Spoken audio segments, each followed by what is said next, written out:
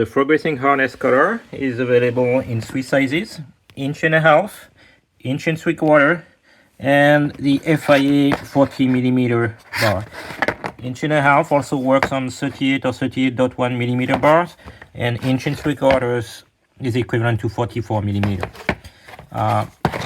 Each collar is available for 2-inch or 3-inch size belts. There is an optional toolkit with a 5mm Allen and 10mm wrench to tighten the collar. The kit is composed of 4 collars and 2 tumblers. A set accommodates both belts, either on the driver or co-driver side. If you want full kit for a rally car, you will have to order 2 sets. When you secure your shoulder harness to the harness bar, make sure you loop under the bar before coming back into the buckle. Then come a third time through the buckle and secure tight against the harness bar. There should be no slack between the buckle and the harness bar. You shouldn't have any hanging belts. Make sure both shoulder harnesses are adjusted to the same length. One point to pay attention to is the position of the belt buckle, the belt adjuster, with the tip of the yoke of the hands device.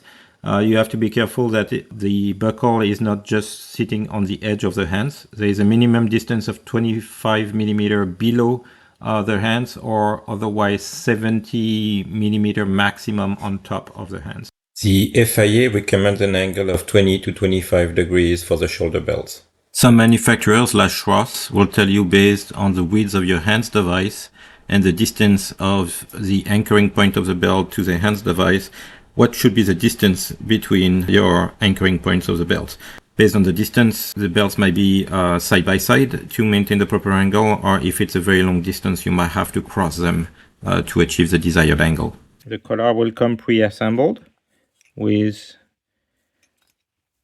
the 5mm X bolt and the 10mm nut here. So you will just separate the collar from the half moon.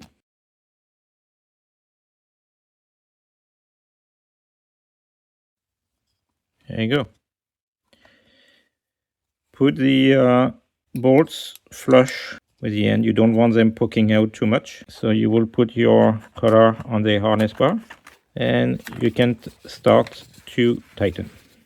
If you didn't align it, it's going to push the harness and it is threaded in, so you won't be able to push it in. You have, if you miss the threads, you have to back off.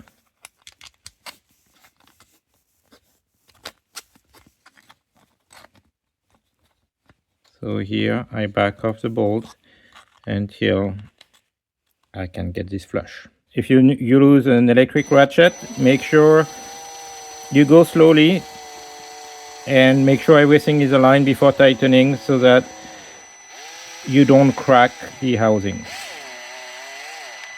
If you over tighten, you might get a small crack here in the first portion of the half moon.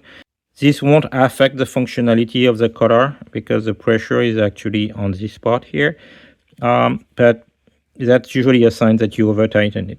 It's not going to affect the performance of the collar if you have a crack. Be careful that the bolt is properly aligned. If you put the bolt at an angle like this, it can hit the top of the collar and break the half moon here. So always be mindful, especially if you are using an electric ratchet, to not force on it and approach it and make sure things are aligned. If the nut came off your collar and you need to reset it in the collar, there is actually a groove at the bottom. So the nut needs to go this way at the bottom of the collar so that the V in the nut can make it at the bottom of the groove. If you were trying to put the nut this way, it would not be aligned with the hole and sit on top of the groove. When here I look from the top, it is fully centered. And looking at the bottom, the top of the edge of the nut should be aligned vertically. Those are carbon steel nuts, and they will resist to filaments of carbon fiber that would be caught in the threads. And the same thing for the bolts we provide. They are 12.9 steel bolts that the threads will resist to any little fiber carbon being caught in the thread. When you have installed your first color, you are going to take the end of the harness and you are going to put it in your tumbler. It doesn't really matter which direction you use for turning.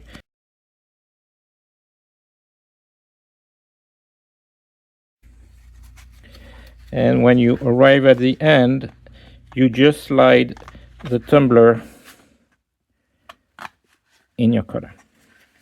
Okay, so oftentimes you can go a little bit tighter like this, and actually when you are going to push the color back, it's going to take the slack off the tumbler. And now we're going to have to put the second color in, and you insert it in the tumbler like this.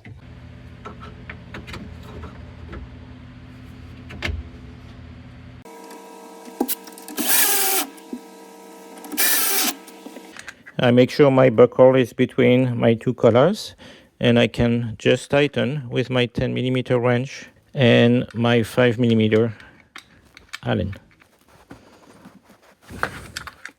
The collar can be installed in any position, from horizontal to vertical like this, depending on the space you have. So any orientation is valid.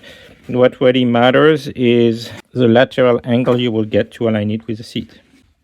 Enjoy your harness colors, and don't hesitate to send us pictures of your installation. Thank you.